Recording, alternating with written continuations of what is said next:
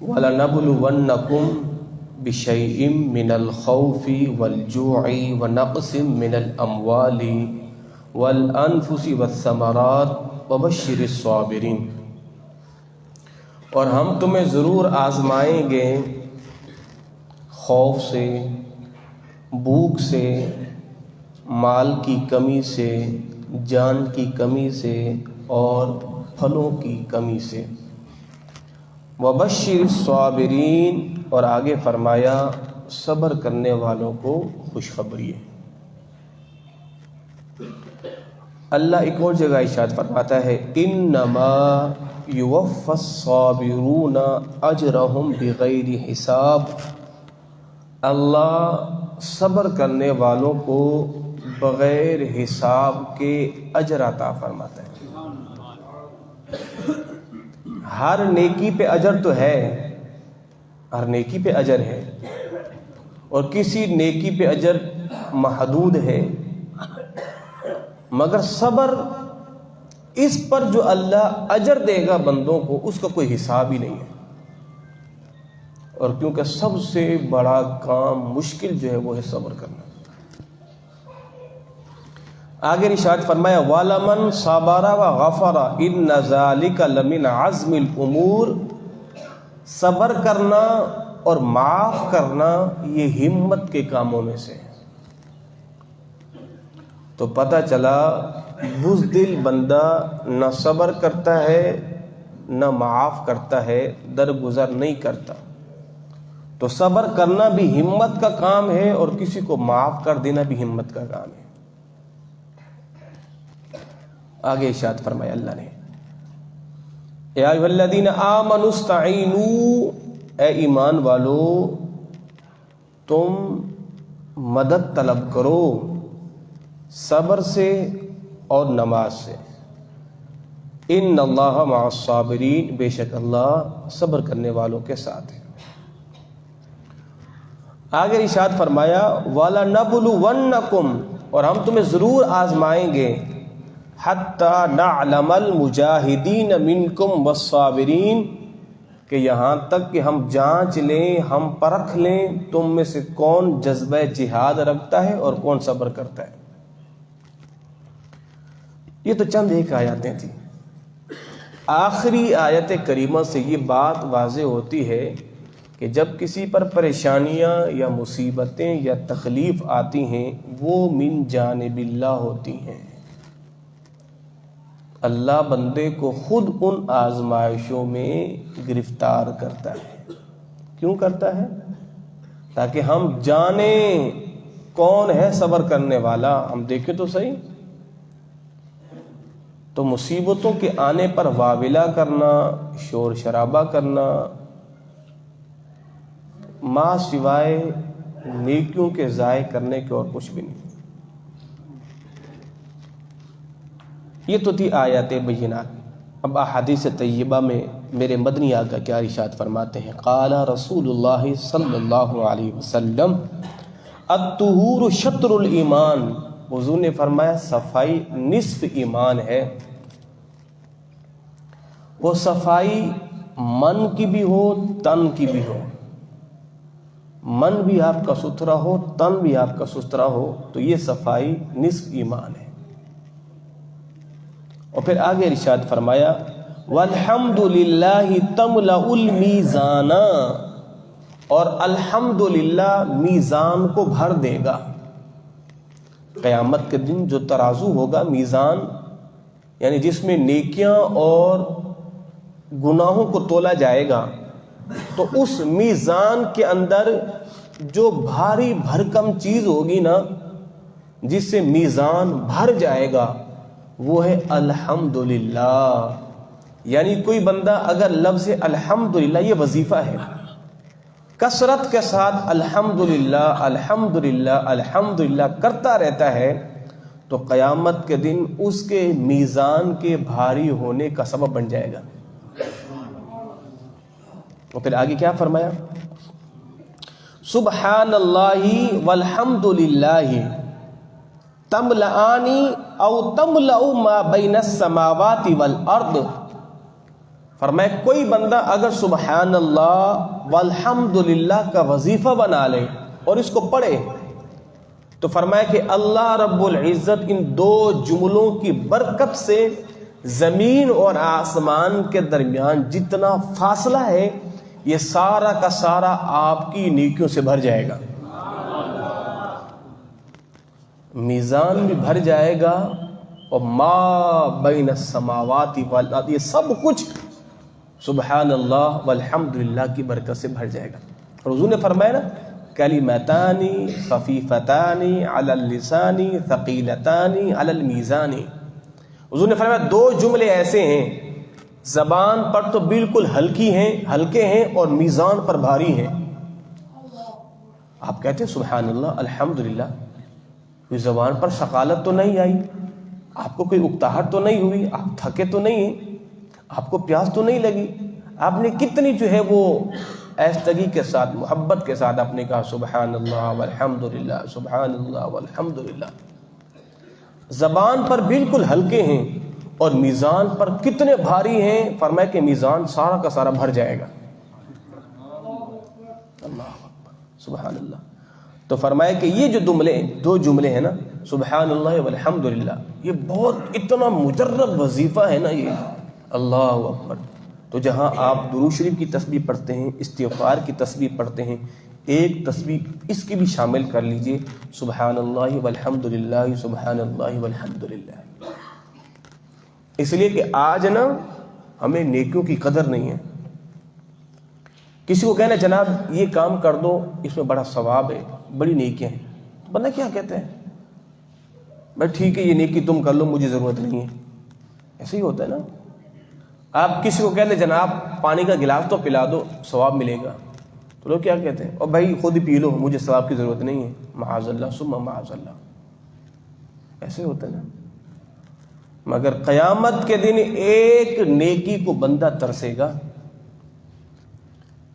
حکایتوں میں روایتوں میں یہ بات ملتی ہے قیامت کے دن ایک بندہ ایسا ہوگا جس کو ایک نیکی چاہیے ہوگی، اور ایک بندہ ایسا ہوگا جس کے پاس ہوگی ہی ایک نیکی، تو وہ جائے گا جناب مجھے ایک نیکی دے دو میرا بیڑا تو پار ہو جائے گا۔ تو جس کے پاس ایک نیکی ہوگی وہ ایک نیکی دینے پر بھی آمادہ نہیں ہوگا، یعنی اس دن آپ کو نیکیوں کی قدر کا پتہ چلے گا۔ اس لیے تو میرے مصطفیٰ نے فرمایا اے عائشہ کسی گناہ کو ہلکا مت جانو اور کسی نیکی کو حقیر مت جانو۔ جناب یہ چھوٹا سا گناہ ہے، اس سے کیا ہوگا، یہ چھوٹی سی نیکی ہے، راستے سے پتھر ہٹا دینا نیکی ہے نا، لوگ کہتے ہیں یہ چھوٹی سی نیکی۔ تو کسی گناہ کو ہلکا مت جانو، ارے جناب مذاق ہی تو کی ہے نا، کون سا میں نے بڑا گناہ کیا ہے، گناہ ہے، آپ نے مسلمان بھائی کی دل آزاری کی، یہ گناہ ہے، ارے جناب یہ تو چھوٹا سا گناہ ہے، فرمایا نہیں، کسی گناہ کو ہلکا مت جانو اور کسی نیکی کو حقیر مت جانو، اس لیے کہ وہ رب بڑا قادر ہے، وہ جبار بھی ہے، قہار بھی ہے، غفار بھی ہے، ستار بھی ہے، پکڑنے پہ آ جائے تو چھوٹے سے گناہ پہ بھی پکڑ لے گا، اگر معاف کرنے پہ آ جائے تو چھوٹی سی نیکی پر بھی معاف کر دے گا۔ تو اس لیے نیکیوں کو حقیر مت جانا کرو، نیکی کا جو بھی موقع ملے کر ڈالو۔ اللہ اکبر۔ آگے کیا ارشاد فرمایا میرے مصطفیٰ نے، وَالصَّلَاةُ نُورٌ، نماز نور ہے، نماز نور ہے، اس لیے کہ نماز کی برکت سے قیامت کے دن نمازی کا چہرہ تر و تازہ ہوگا۔ روایت کا مفہوم ہے، حضور صلی اللہ علیہ وسلم سے کسی نے پوچھا سرکار قیامت کے دن آپ اپنے امتیوں کو کیسے پہچانیں گے؟ تو میرے مصطفیٰ نے فرمایا کسی استبل میں گھوڑے باندھ دو اور ان میں چند گھوڑے ایسے ہوں جو بالکل چٹے سفید ہوں، جن کے بالوں میں ہلکا سا بھی کوئی دوسرا کلر نہ ہو، تو بتاؤ سارے گھوڑوں میں وہ چمکدار چمکیلے نظر آئیں گے نہیں آئیں گے؟ کہا حضور بالکل۔ فرمایا قیامت کے دن ساری امتوں میں نا میری امت یوں چمکتی دھمکتی نظر آئے گی، کیوں؟ وہ جو نماز کے لیے ہم بار بار وضو کرتے ہیں نا، اس وضو کی نورانیت قیامت کے دن ہمارے چہروں پر عیا ہو جائے گی۔ تو کیا فرمایا؟ الصلاۃ نور، نماز نور ہے۔ نور ایک ہوتا ہے اندھیرا، ایک ہوتی ہے روشنی۔ اندھیرا بندے کو گڑھے میں بھی گرا دیتا ہے، کیچڑ میں بھی دفنا دیتا ہے۔ اندھیرا ہے نا، جان کے جانے کا سبب بھی بن سکتا ہے، مگر نور روشنی آپ کو جھاڑی دار گھاٹیوں سے بچاتا ہے۔ نور آپ کو سیدھا راستہ دکھاتا ہے۔ اسی طرح نماز ہے، جب آپ نماز پڑھنا شروع کر دیتے ہیں نا، آپ سیدھے راستے پہ چل پڑے۔ کیوں؟ نماز کا نور لے کے آپ چل رہے ہیں۔ اور قیامت کے دن جو جہنمی جہنم میں گریں گے نا، اس کی ایک وجہ پتہ ہے کیا ہے؟ ان کے پاس نور نہیں ہوگا۔ اس لیے کہ جہنم کے اوپر جو پل رکھا ہے نا اللہ نے، پل صراط، وہ اندھیرے میں ہے۔ پل صراط پہ روشنی نہیں ہوگی، اندھیرا ہوگا۔ اللہ اکبر! آپ تو کہو گے مولوی صاحب آج تک تو ہم نے یہ سنا تھا کہ پل صراط تو بال سے زیادہ باریک، تلوار سے زیادہ تیز، یہ تو ویسے خطرناک چیز تھی سننے کے لیے، اب آپ کہہ رہے ہیں کہ وہ ہے بھی اندھیرے پر۔ اللہ اکبر! یعنی پل بال سے زیادہ باریک، تلوار سے زیادہ تیز، اور رکھا بھی اندھیرے پر، گئے گزرنا آپ نے اسی کے اوپر سے، تو کیسے گزریں گے؟ تو اہل ایمان جو ہوں گے نا، ایمان، اہل ایمان اپنی نور کی روشنی میں گزریں گے۔ مومن کا نور، ایمان نور ہے نا، تو وہ مومن اپنے ایمان کی نور کی روشنی میں گزریں۔ جبھی تو کہا گیا ہے قیامت کے دن انبیاء کرام بھی پل صراط سے گزریں گے، مگر ان کا گزرنا آنکھ جھپکنے سے بھی زیادہ تیز ہوگا۔ کئی لوگ پل صراط سے بجلی کی طرح گزریں گے، اور کئی تیز رفتار گھوڑے کی طرح گزریں گے، اور کوئی لوگ کیڑے کی مانند رینگتے رینگتے گزریں گے۔ پار تو وہ بھی ہو جائیں گے، ہوں گے تو وہ بھی مومن، مگر ایمان کی روشنی ان کی کم ہوگی، ایمان کی روشنی کم ہوگی۔ تو قیامت کے دن مومن اپنے ایمان کی نور کی روشنی میں گزرے گا پل صراط سے۔ اللہ ہم سبوں کو پل صراط سے بآسانی گزرنے کی اپنے حبیب کے صدقے توفیق عطا فرمائے۔ میرے امام فرماتے ہیں نا کہ قیامت کے دن پل سے جو ہے امتیوں کو سرکار گزاریں گے۔ رب سلم سلم کی ڈھارس سے، پل سے ہم کو پار لگاتے یہ ہیں۔ امتی جب آ جائیں گے نا پل صراط پہ، تو کب کبھی تاری ہو جائے گی کہ میں کیسے گزروں۔ آپ تصور باندھیں، دریا کے اوپر ایک پل ہے، اور پل بھی بڑا کشادہ ہے، مگر پھر بھی آپ کو ڈر لگتا ہے نا، پتہ نہیں ہے کہ گر نہ جاؤں، جبکہ آپ آسانی کے ساتھ گزر رہے ہیں، آپ کو پھر بھی ڈر لگتا ہے کہ کہیں ایسا نہ ہو چکر آئے، ادھر گیا۔ مگر قیامت کے دن امتی جب ڈرے ہوئے ہوں گے نا، سرکار تشریف لائیں گے۔ تو رب سلم سلم سلم، سلم سلم کا معنی ہے سلامتی سلامتی سلامتی سلامتی۔ تو رب سلم سلم سلم، اے میرے رب میرے امتی کے لیے سلامتی کر سلامتی کر سلامتی کر۔ تو رب سلم سلم کی ڈھارس سے، ڈھارس، یہ سرکار تسبیح پڑھنا شروع کر دے گا نا، میرے امتی کی سلامتی، میرے امتی کی سلامتی، میرے امتی کی سلامتی، رب حبلی امتی، رب حبلی امتی۔ تو رب سلم سلم کی ڈھارس سے، پل سے ہم کو پار لگاتے یہ۔ تو سرکار امتی کو یوں تھپکی دے کے پل سے پار لگائیں گے، جا میرے امتی، تیرے پیچھے تیرے نبی کی دعائیں ہیں، اللہ تجھے صحیح سلامت پار کر دے گا۔ اللہ اکبر۔ تو آگے کیا ارشاد فرمایا؟ وَالصَّدْقَةُ بُرْهَانٌ، اور صدقہ دلیل ہے۔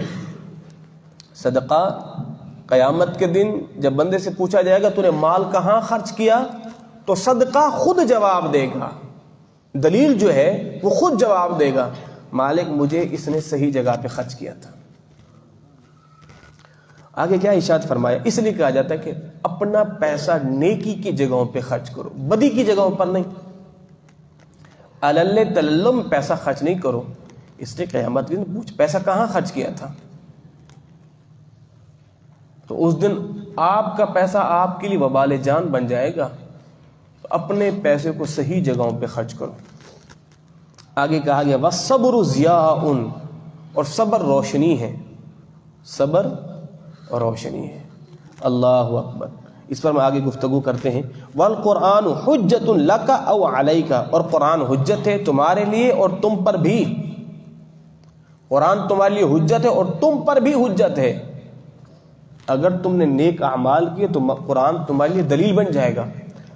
اگر تم نے قرآن کو چھوڑ دیا تو پھر قرآن تمہارے خلاف گواہی دے گا. وقال الرسول یا رب ان قوم اتخذوا هذا القرآن مہجورا، اللہ کے نبی کہیں گے اے میرے مالک میری قوم نے قرآن کو پس پش ڈال دیا تھا. تو قرآن آپ کے حق میں بھی گواہی دے سکتا ہے اور آپ کے خلاف بھی گواہی دے گا. کل الناس یغدو، حضور نے فرمایا کہ سارے لوگ صبح پتہ ہے کس طرح کرتے ہیں، فبائع نفسہ، صبح کو بندہ اپنے نفس کو بیچتا ہے. کس طرح بیچتا ہے؟ فمعتقها او موبقها، اگر اپنے نفس کو نیکی میں لگا دیتا ہے تو اپنے نفس کو آزاد کر لیتا ہے، اگر اپنے نفس کو بدی میں لگا دیتا ہے تو اپنے نفس کو برباد کر دیتا ہے. تو صبح کو جو ہے انسان اس کی مرضی، آیا کہ نفس کو کہاں بیچ رہا ہے، بدی کے بازار میں یا نیکی کے بازار میں، اب وہ اس کی مرضی ہے. اللہ اکبر. درود پڑھی اللہم صلی علی سیدنا. حضرت ابو سعید خدری رضی اللہ تعالی عنہ سے مروی ہے اللہ کے نبی کے پاس انصار میں سے کچھ لوگ آئے اور انہوں نے آ کے اللہ کے رسول سے سوال کیا. حضور نے انہیں عطا کیا، پھر سوال کیا، حضور نے پھر دیا، پھر سوال کیا، سرکار نے پھر دیا، یہاں تک کہ سرکار کے پاس جو کچھ تھا وہ ختم ہو گیا. اور پھر حضور نے اگلی بات ارشاد فرمائی. حضور نے فرمایا میرے پاس جو تھا میں نے تمہیں دے دیا ہے، اور میرے پاس کبھی بھی کچھ آئے گا تو میں ذخیرہ کر کے رکھوں گا نہیں، میں تمہیں عطا کر دوں گا، میں تمہیں عطا کر دوں گا. اور پھر آگے سرکار نے فرمایا سنو، جو بندہ سوال سے بچنا چاہتا ہے اللہ اسے سوال سے بچا لیتا ہے. اگر آپ سوال کا دروازہ کھول دو نا، مانگنا شروع کر دو، پھر مانگتے ہی رہو گے. آپ کوشش کریں کہ نہیں میں نے کسی سے نہیں مانگنا، بس اللہ ہی میری پوری کرے گا، بس میں نے نہیں مانگنا، تو سوال کرنے سے بچیں گے، اللہ پھر آپ کو بچا لے گا. اگر آپ نے شروع کر دیا مانگنا، اس سے مانگا، اس سے مانگا، اس سے مانگا، اس سے مانگا، تو پھر مانگتے ہی رہو گے. اور فرمایا کہ جو بندہ غنا اختیار کرے اللہ اسے غنی کر دے گا. آپ نے غنا اختیار کر لیا، بے پرواہی اختیار کر لی، آپ کو حاجت ہی نہیں ہے لوگوں سے مانگنے کی، اللہ بھی آپ کو لوگوں سے بے پرواہ کر دے گا. اور فرمایا کہ جو صبر کرے گا اللہ اسے صبر عطا فرما دے گا. پریشانیاں کس کے ساتھ نہیں ہوتی، حاجتیں کس کی نہیں ہوتی، تکلیف بندہ صبر کر لے، کوشش کرے جناب میں نے صبر کرنا ہے، اللہ آپ کو صبر عطا فرما دے گا. اور حضور نے فرمایا کہ اللہ نے جو بندوں کو بہترین خیر عطا فرمائی ہے نا، تو بہترین خیر کیا ہے؟ اللہ نے جسے صبر دے دیا ہے نا، سمجھے اسے بہت بڑا خزانہ مل گیا ہے. اللہ اکبر. صبر خزانہ ہے، ساری کائنات کا خزانہ ایک طرف، صبر کا خزانہ ایک طرف. صبر کو کوئی مقابلہ ہی نہیں کر سکتا. ایک بندے کو اللہ نے ساری دنیا کی دولت دے دی ہے، بادشاہ بنا بیٹھا ہے، مگر ایک بندے کو اللہ نے صبر کا خزانہ دیا ہے، دنیا کے سارے غم بھی اس پر توڑ دیے ہیں، پھر بھی مسکرا رہا ہے. تو بادشاہ تو یہ ہوا، وہ تو نہ ہوا. تو فرمایا کہ اللہ نے جو بہترین چیز جس بندے کو دی، فرمایا کہ صبر سے بڑھ کر کوئی چیز نہیں ہے، کوئی چیز نہیں ہے، کوئی چیز نہیں ہے. اس لیے اللہ سے صبر مانگا کریں. اور بندہ یہاں آ کے نا، بندہ تو پھر بندہ ہی ہے نا، کبھی زبان پر شکوہ بھی آ جاتا ہے، کبھی اس طرح کے کلمات بھی آ جاتے ہیں، کبھی لوگوں کے سامنے بندہ رو بھی بیٹھتا ہے، اپنے من کے حالات بھی بتا بیٹھتا ہے، تو پھر بڑا مسئلہ ہو جاتا ہے. تو اس لیے اللہ سے صبر مانگا کریں. اگلی حدیث طیبہ اللہ اکبر. میرے مصطفیٰ نے ارشاد فرمایا عجبا للامر المؤمن، حضور نے فرمایا مومن کا معاملہ بڑا عجیب ہے. ان امرہ کلہ لہ خیر، مومن کا سارا معاملہ ہے ہی خیر. کس طرح؟ وَلَيْسَ ذَلِكَ لِأَحَدٍ إِلَّا لِلْمُؤْمِنِ إِنْ أَصَابَتْهُ سَرَّاءُ شَكَرَ فَكَانَ خَيْرًا لَهُ وَإِنْ أَصَابَتْهُ ضَرَّاءُ صَبَرَ فَكَانَ خَيْرًا لَهُ. فرمایا مومن کا معاملہ ہے ہی سارا خیر والا. مومن کو اگر اللہ کوئی خیر پہنچائے شکر ادا کرتا ہے، اگر اللہ اسے کوئی مصیبت پہنچائے تو صبر کرتا ہے. تو ہوا نا مومن خیر میں. حضرت عمر فاروق رضی اللہ تعالی عنہ ارشاد فرماتے ہیں، مکی مدنی آقا نے صحابہ کرام سے پوچھا، فرمایا تم سارے مومن ہو، تمہارے ایمان کی علامت کیا ہے؟ مومن ہو نا، تمہارے ایمان کی علامت کیا ہے؟ تمہارے پاس ایسی کوئی ہے پہچان والی چیز جس سے پہچانے جاؤ کہ تم مومن ہو؟ سارے صحابہ خاموش ہو گئے. صحابہ کرام جیسا ادب کائنات میں کسی کے پاس نہیں ہے. صحابہ کرام کہتے ہیں بعض دفعہ ہمیں اس سوال کا جواب آتا بھی ہوتا نا تو ہم ادب کے مارے بولتے بھی نہیں تھے. نہیں بولنا. جناب عمر کہتے ہیں حضور مجھے معلوم ہے. فرمایا کیا ہے؟ فرمایا حضور ہم ہر حال میں شکر ادا کرتے ہیں، اگر ہم پر کوئی مصیبت آئے صبر کرتے ہیں، اللہ خیر دے تو شکر ادا کرتے ہیں. حضور نے فرمایا ہاں یہی مومن کی پہچان ہے، یہی مومن کی. تو مومن کا معاملہ ہے ہی ہر حال میں، مومن تو ہے ہی خوش، مومن کا معاملہ ہے بھی بڑا خیر والا. مصیبت آ گئی تو صبر کرنا ہے، اللہ نے خیر دے دی تو شکر ادا کرنا ہے. تیسری تو کوئی بات ہی نہیں ہے. اللہ اکبر. آخری حدیث طیبہ حضرت انس رضی اللہ تعالی عنہ ارشاد فرماتے ہیں کہ جب سرکار مدینہ صلی اللہ علیہ وسلم پر مرض کے آثار نمودار ہوئے نا، سرکار پر وہ جو مرض تھا کہ جس میں سرکار نے ظاہری پردہ فرمایا، فرماتے ہیں کہ اما عائشہ صدیقہ نے جب دیکھا نا سرکار پر بیماری کے آثار تو کیا کہا، ہے میرے بابا جان پر یہ مصیبت. تو حضور نے فرمایا اے میری بیٹی آج کے بعد یہ تکلیف تیرے باپ پر نہیں آئیں گی، اس لیے کہ سرکار جان چکے تھے کہ اب میں نے رب کے حضور جانا ہے. فرماتی ہیں کہ پھر سرکار کا وصال ہو گیا تو آپ نے پھر دعا کیا کی؟ فرمایا کہ اے میرے بابا جان آپ کا ٹھکانہ تو جنت الفردوس ہے، اور اس مصیبت کی فریاد ہم جبریل سے کر رہے ہیں. اور اما عائشہ فرماتی ہیں کہ جب سرکار کو قبر انور میں رکھا گیا تو بی بی فاطمہ الزہرا کہتی ہیں اے لوگو تمہارے دل نے گوارا کیسے کیا کہ تم نے سرکار کو قبر میں رکھا؟ کیا فرماتی ہیں لوگوں سے؟ لوگوں تمہارے دل نے گوارا کیسے کیا کہ تم نے سرکار کو قبر انور میں اتارا؟ اور پھر فرماتی ہیں کہ سرکار پر مٹی مبارک بھی ڈالی گئی. تو اس احادیث طیبہ کے اندر بی بی فاطمہ الزہرا رضی اللہ تعالی عنہا نے بھی صبر کیا. فرمایا کہ تمہارے دل نے گوارا، اور یہ حقیقت ہے. صحابہ پہ گزری کیا ہوگی، صحابہ پہ گزری کیا ہوگی. اس لیے تو جناب عمر جو ہے وہ تلوار لے کے باہر آ گئے، خبردار اگر کسی نے کہا کہ میرے نبی نے پردہ کیا ہے میں اس کی گردن کاٹ کے رکھ دوں گا.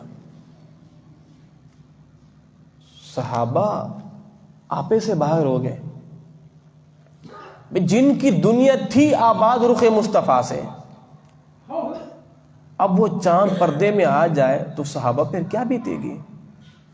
مگر پروردگار کروڑوں رحمتیں نازل کرے صوفیوں کے امام، نقش بندیوں کے شہنشاہ جناب صدیق اکبر کی ذات پر.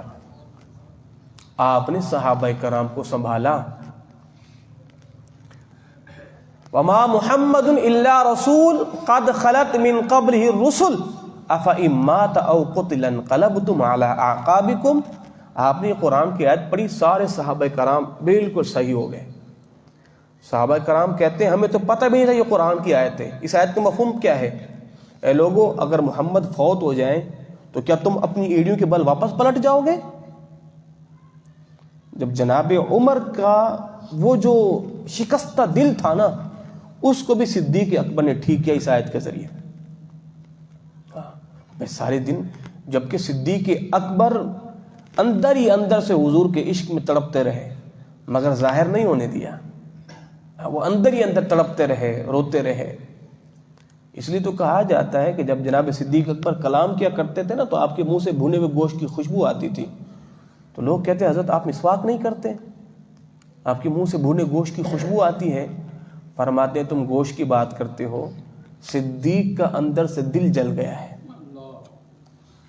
صدیق کا۔ اور اماں عائشہ خود فرماتی ہے کہ وہ جو آپ کے حجرے کی چھت تھی نا، وہ بھی کالی ہو چکی تھی، سیاہ ہو چکی تھی۔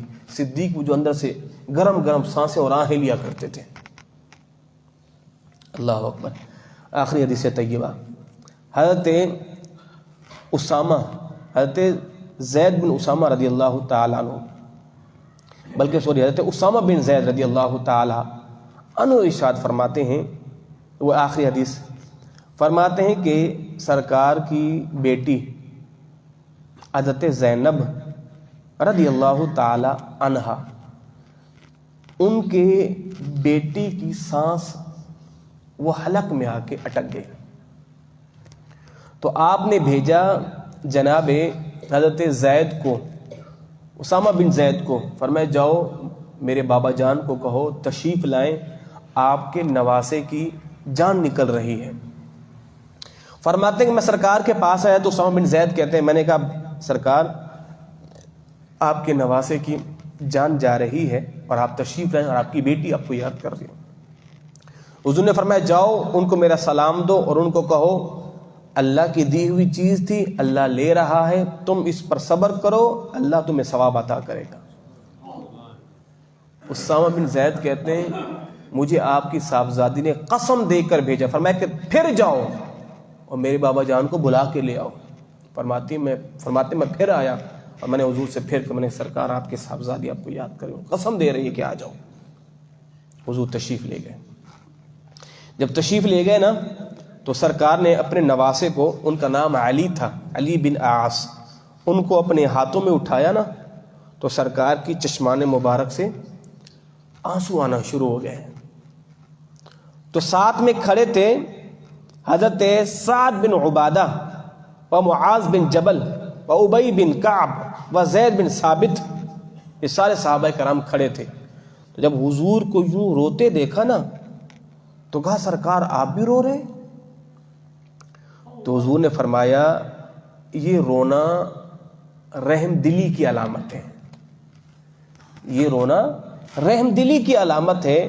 اللہ اکبر، اللہ اکبر۔ اس لیے کہ حضور نے میت پر نوحہ کرنے سے، چیخنا، چلانا، گریبان پھاڑنا، اس سے منع کیا تھا۔ احد کا مارکا میرے مصطفیٰ نے دیکھا، قیامت خیز مارکا تھا کہ جہاں کئی صحابہ کرام کے جسم کے ٹکڑے ٹکڑے کر دیے گئے، سرکار وہاں نہیں روئے اور یہاں سرکار کی آنکھوں سے آنسو آ گئے۔ کہ حضور، صحابہ یہ سمجھے کہ سرکار نے ہمیں اس رونے سے بھی شاید منع کیا ہے۔ فرمایا نہیں، میں نے اس رونے سے منع نہیں کیا، میں نے اس رونے سے منع کیا جس میں چیخنا، چلانا اور گریبان پھاڑنا، سینہ پیٹنا ہو، اس سے منع نہیں کیا۔ یہ تو رحم دلی کی علامت ہے، اللہ نے فطرتی طور پر انسانوں کے دل میں رحم پیدا کیا ہے۔ تو سرکار کی چشمان مبارک سے آنسو آ گئے اور اپنی بیٹی کو دعا دی، فرمایا کہ اللہ تجھے اس پر صبر عطا فرمائے۔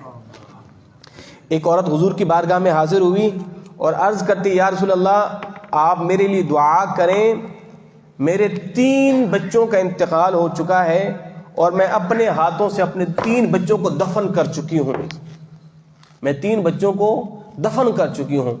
تو میرے مصطفیٰ نے فرمایا وہ 3 بچے تیرے لیے جہنم سے دیوار بن جائیں گے۔ اور حضور نے فرمایا کہ جس کے 3 بچے فوت ہو گئے اور ان والدین نے صبر کیا، وہ 3 بچے اپنے والدین کو جنت میں لے جائیں گے۔ صحابہ کرام نے عرض کی حضور اگر کسی کے 2 بچے فوت ہو جائیں فرمایا اگر کسی کے 2 بچے بھی فوت ہو جائیں اور والدین نے صبر کیا، وہ 2 بچے بھی اپنے والدین کو جنت میں لے جائیں گے۔ فرمایا حضور اگر کسی کا 1 بچہ فوت ہو جائے، فرمایا ہاں، جس عورت کا کچا بچہ فوت ہو گیا، قیامت کے دن وہ بچہ اپنے والدین کو ناف سے پکڑ کر جنت میں لے جائے گا، ناف سے پکڑ کر جنت میں لے جائے گا۔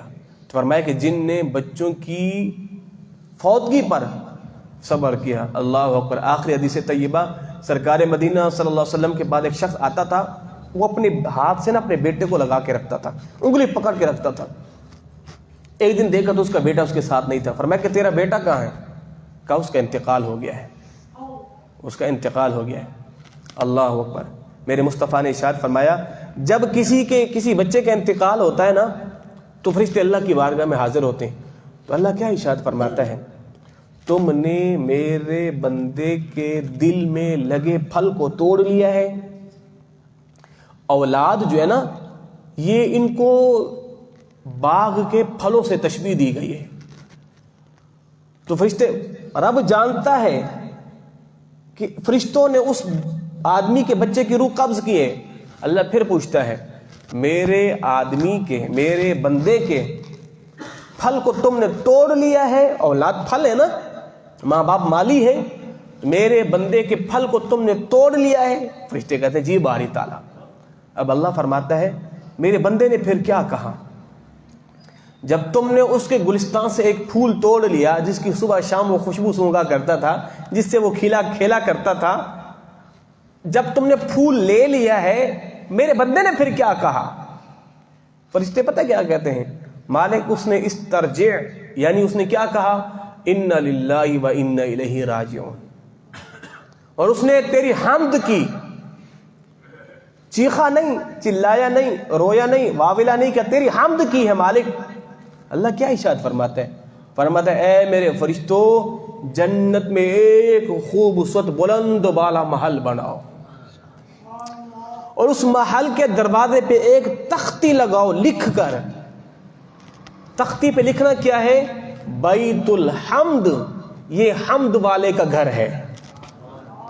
جس نے بچے کی فوتگی پر اللہ کی حمد کی نا، قیامت کے دن اللہ اس کے لیے جنت میں محل بنائے گا، اس پہ لکھے گا بیت الحمد، یہ تعریف والا گھر ہے، یا یوں کہیں یہ تعریف والے کا گھر ہے، یہ حمد کرنے والے کا گھر ہے، کہ جس کا بچہ تو فوت ہوا ہے، چیخا چلایا نہیں ہے، اللہ کی حمد کی، اللہ نے جنت میں اس کے لیے گھر بنا دیا ہے۔